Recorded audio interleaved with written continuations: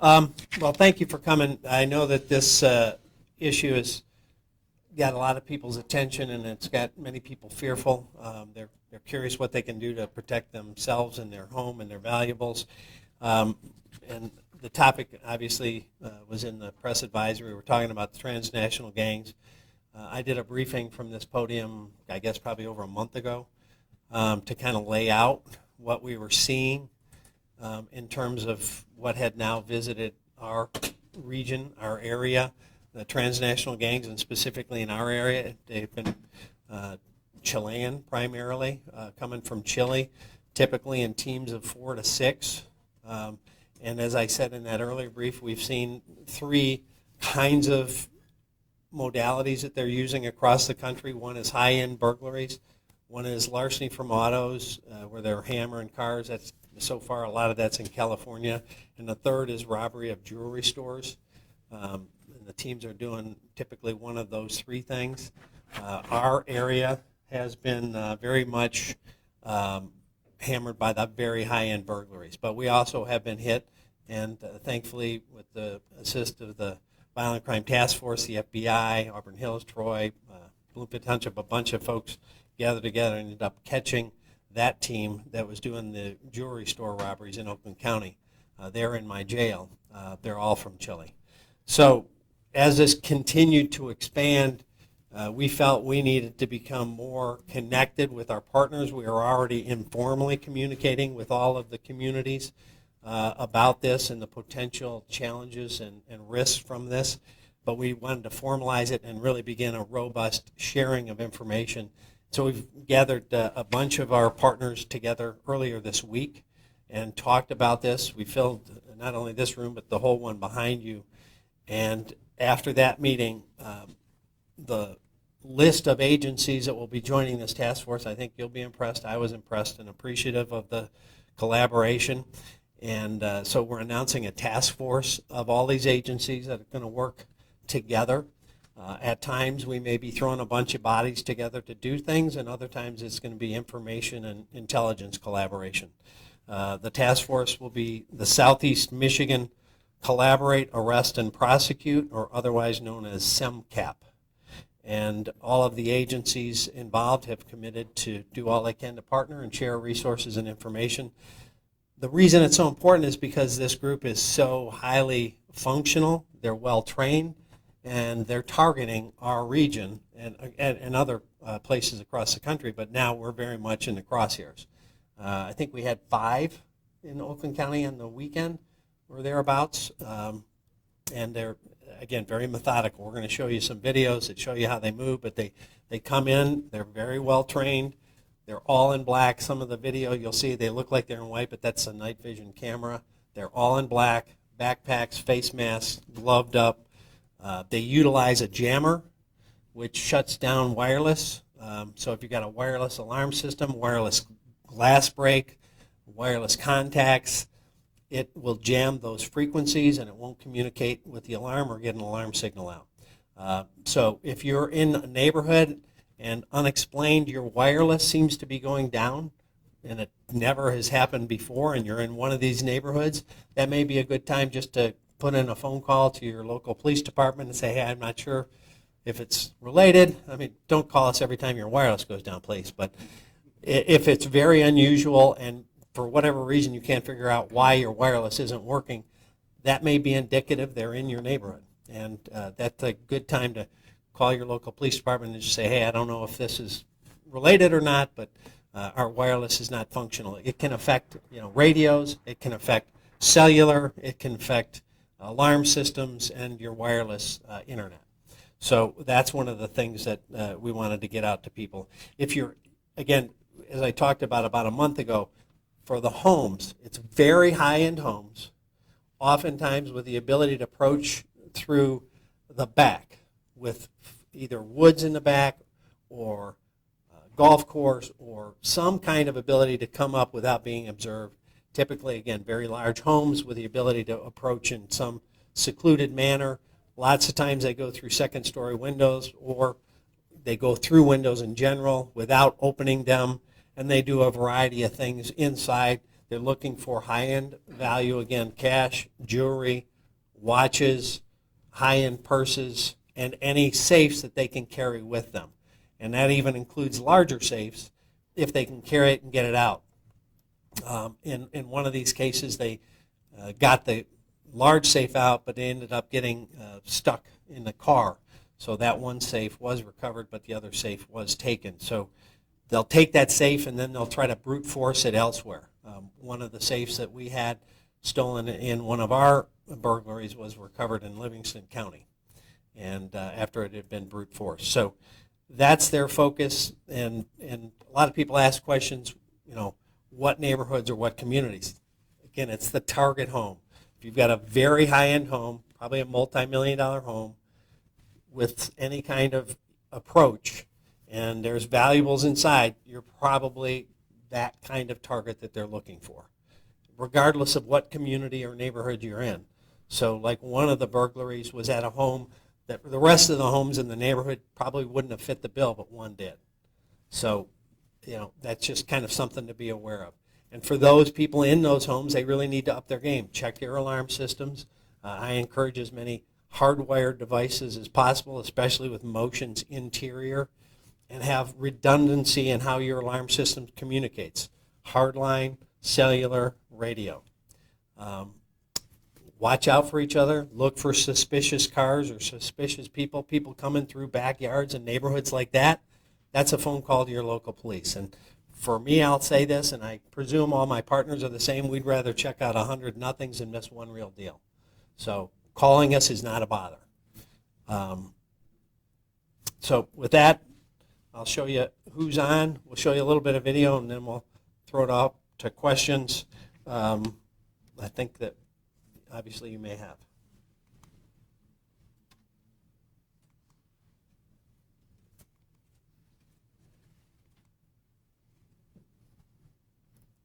All right, so that's our logo.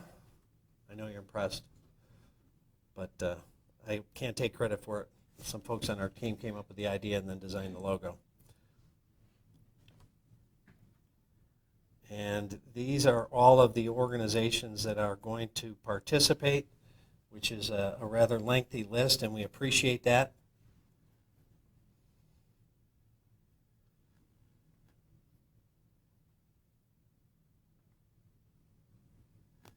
So you can see it's pretty substantial, including federal partners and state and local. And it's really important that we have that, given that the threats coming from abroad, we have to all work together. We don't have the ability to get a lot of information that some of our federal partners do, and yet we're very critical in the linchpin, the local folks, because that's where it's happening. So we have to work seamlessly together, and that's why having all these people together is very important. Now this is the video that you may want to train your camera over there that will show you some of the actual movements and how they move.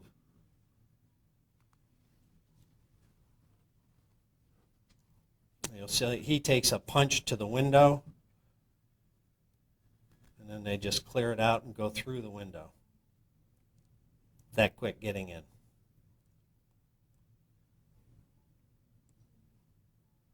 It's a different one where they've already been in, and here's them bringing the safe gently down the stairs.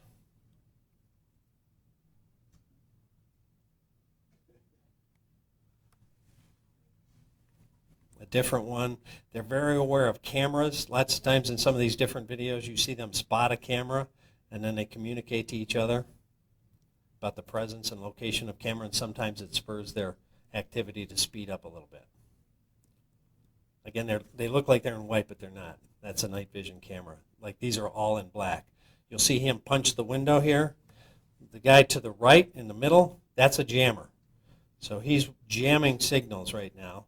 If there's a wireless contact in there, or a wireless window break, or cellular, or the wireless internet, that's what that thing in his hand is doing. And he's pointing it inside, again, trying to affect the alarm systems.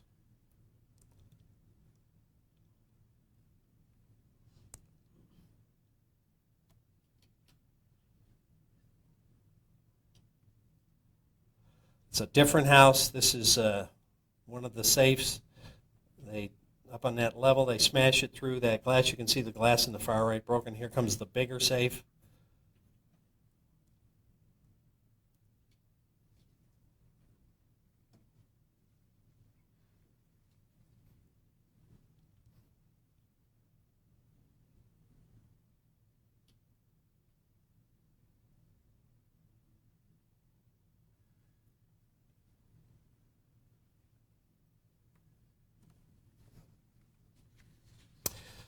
So that gives you a little idea how they move, how they enter, how fast it is, and what they're going for. And the last thing I'll mention is I had a conversation this morning with Attorney General Nessel.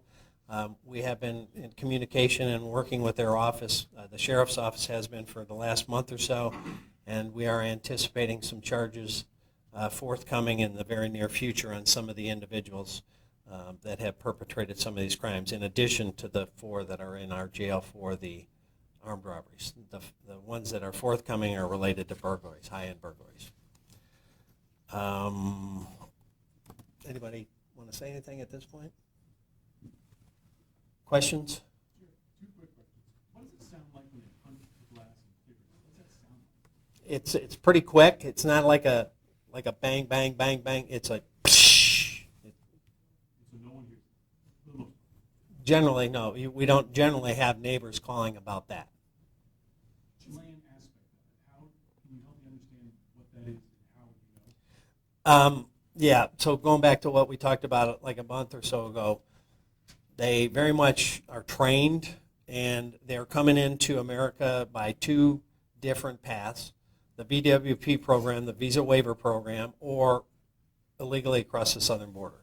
Those are the 2 methodologies. The VWP allows them to come in with a reduced level of scrutiny under the premise that the country that's allowed to do that gives all sorts of access to our folks' databases, criminal histories, etc. And the last I checked and heard, Chile was not in full compliance, and we were still allowing them to be in the VWP. So if I had a request for the federal government, I would ask them to pull the VWP for Chile.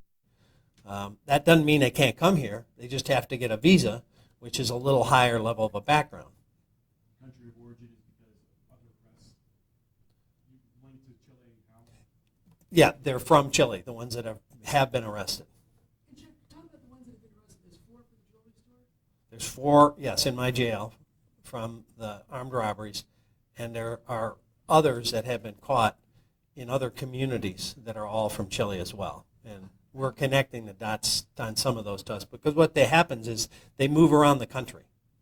So, and I probably repeating for those that were at the earlier brief, a lot of this stuff happens quickly. They send it to fences, typically in Miami, LA, New York. They get about 30 cents on the dollar. They convert everything to cash as much as they can. They ship a lot back to Chile.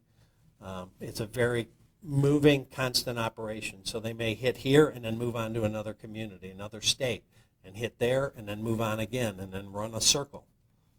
And just because the jewelry store was armed robbery, you said? Yes. And then how many have been arrested on the burglaries? I didn't get into that, but I can just say that there have been, and that's until people are formally charged and things can be released.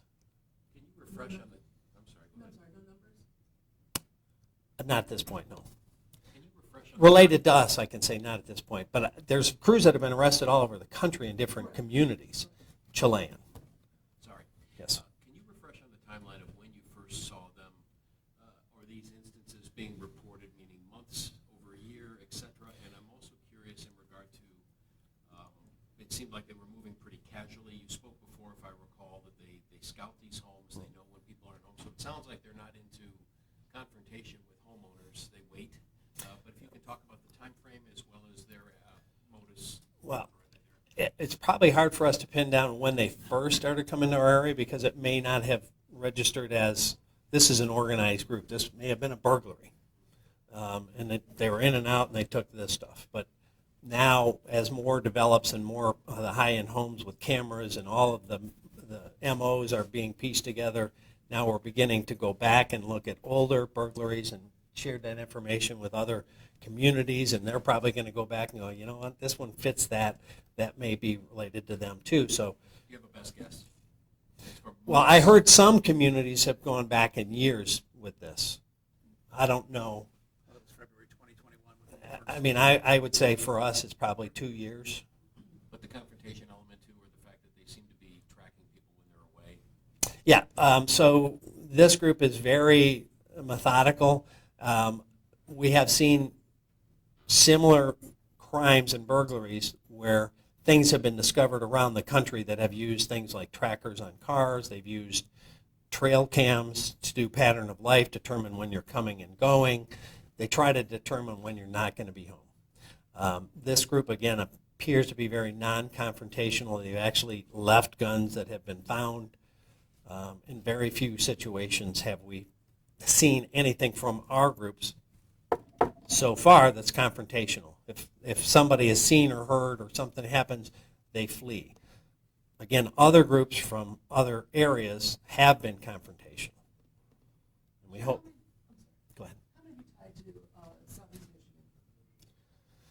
I think we're just getting a handle on it. I think we were talking, it was probably 30 or 40 in Oakland County since September. So we're still trying to, that's what all of us getting together starts to put the picture on how big this is and how long it's been going on. They work.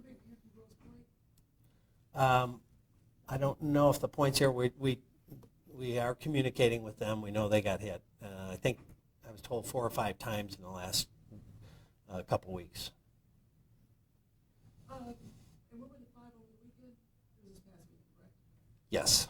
And what were those homes located? I think we had a near run-in Oakland. I know Bloomfield Hills, Bloomfield Township. I think that's it this weekend. Yeah. Thanksgiving weekend was 7 different ones. Yeah. Thanksgiving weekend there were 7 different. There were in other spots too, but this past weekend it was I think Oakland, Bloomfield Hills, and Bloomfield Township. Fair to say it's on the uptick then, or you can't really put it in that kind of context? Well, it certainly seems to be on the uptick, and maybe part of it is that as more crews hit here successfully, they see, frankly, what they've got here. And we want to respond forcefully to that. Come visit here with a different message. And they apparently work in groups of 4 or 5, or is there a pattern like that? Yeah, they seem to be in teams of, somewhere 3 to 6. There's nothing hard and steadfast, but in a lot of the videos we're seeing 3 to 4 people. And when you talk about those in custody, I know it's early, you just arrested them, but will it help you to find out maybe where others are living in the metro area, at least maybe albeit temporarily, trace back to where they were trained, work with? Yeah, it's hard. Yeah, we'd love to trace them back to where they're trained. It's hard to find out where they're living because they use different places to stay. So, this isn't a typical investigation. That's why we need so many partners, state, federal, local, to share information because they're so transient. And they may not engage or interact at all with the local community. So it's not like, hey, this person moved in and I'm seeing weird things at odd hours of the day and night. No, they're in, they do their thing, and then they're going on to the next community. And Sheriff, to that point, is the task force worried that you may miss them as they move to another state? Is that a worry that you may not catch them in time? Yeah, of course. But if we're working together, on things that we're working with the Attorney General, they were in a different state when they were apprehended. And so we're trying to share this with our partners informationally across the country. And as you know, I'm head of Major County Sheriff's America Government Affairs, so we're communicating across the country, and I know the chiefs are as well. So this is a nationwide problem that, we're very aware of and focused on. Just in case I didn't hear you correctly, are you saying the people that's in Oakland County Jail now were arrested in a different state? 4 in Oakland County Jail were arrested in Oakland County. There are some that were arrested in a different state that we have tied to Oakland County. Were they here legally? I don't know their status on those. Most of what we're seeing is either, again, illegally, or they come in with a BUWP and they overstay it and begin the criminality. And I want to say just on that topic, this got nothing to do with immigration for us. We want anybody, to have a better life. But people are coming to make victims in our country.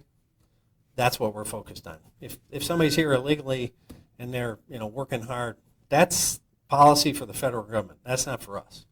Our focus is on people that are coming here to commit crimes. Sorry. And, Chief, I'm sorry, Chief, Sheriff, what can you describe if there's a similarity in all the houses that were hit?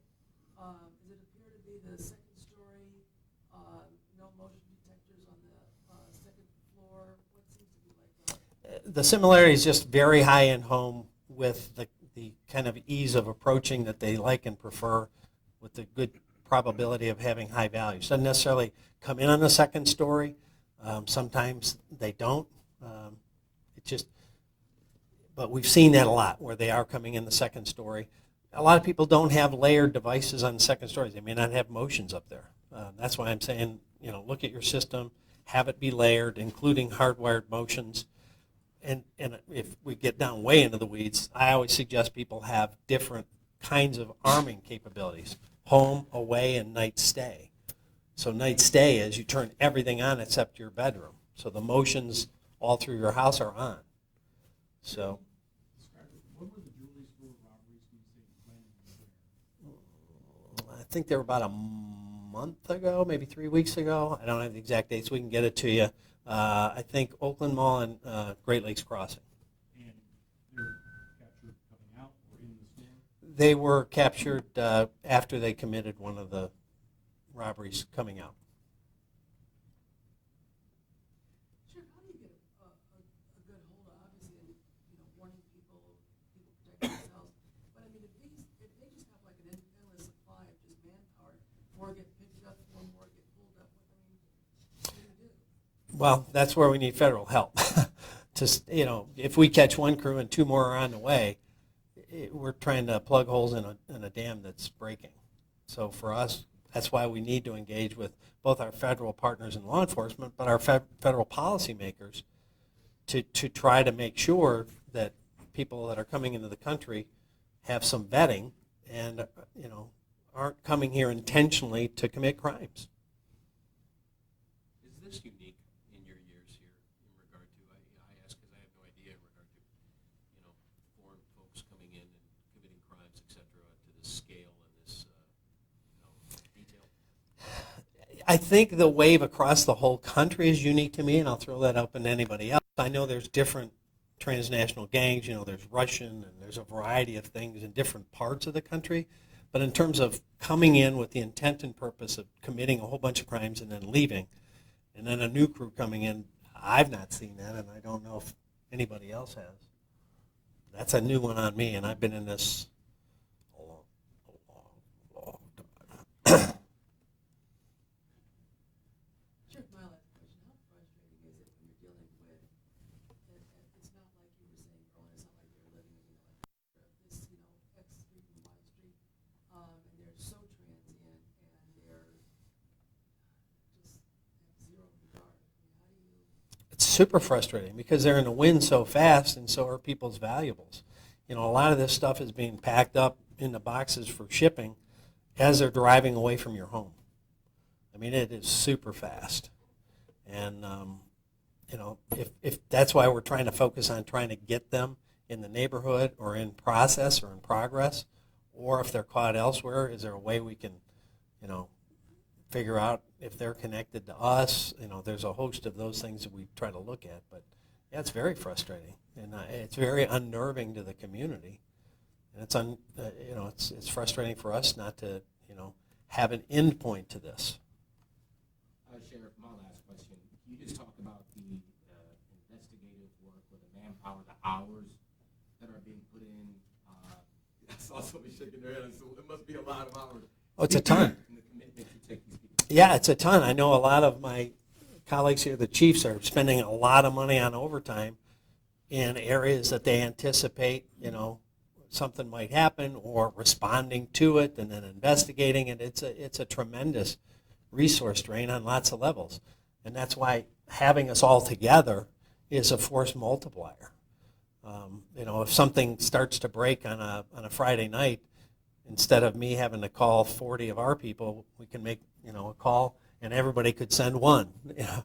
So it begins to help us, not that we send one, we're going to send a whole bunch, but all of us, you know, have a lot more force multiplier capability, both with equipment and personnel, by doing it together.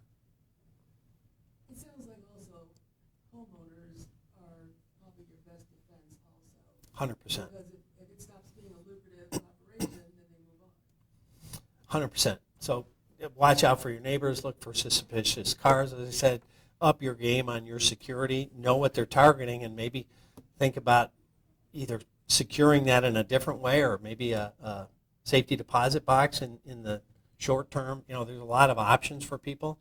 But yeah, if they keep getting in houses, oftentimes big houses like this without an alarm on, and getting out of the house with hundreds of thousands or even millions, you know, we've seen homes with 3 to 4 million get hit. That's a big payday anywhere in the world. People are home at the time, or is it a mix? Is the house empty? Generally, they're not home, and there's been a few where somebody had been home and been startled and they've run. When you say 3 to 4 money, you're talking about in cash they walk away. Cash, jewelry. Last from me, any idea on how you trace who they fence through? Or I'm interested in how you trace back versus playing defense. And I know you said you could use federal help in this endeavor, but how do you investigatively approach even going after this? Yeah, it's very complex, very labor intensive, and that goes to the overtime and the manpower drain that you have to consider all the layers. So like in Michigan, we have certain laws that require when things are taken in and pawn, or you know, they have to notify and put it on a list and all those kinds of things. So each state has their own process there, but lots of times it's out on the internet. So you start looking on the internet, what's for sale, what's on eBay, does it match our, you know, items stolen, and that's where you get into hours and hours and hours.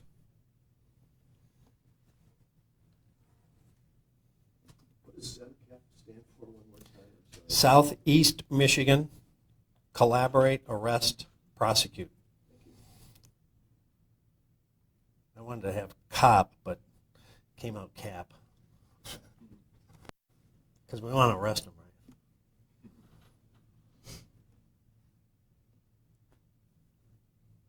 Anybody else? Well, the chiefs are here and the other agencies are here. If you got questions for them, I encourage you to chat with them.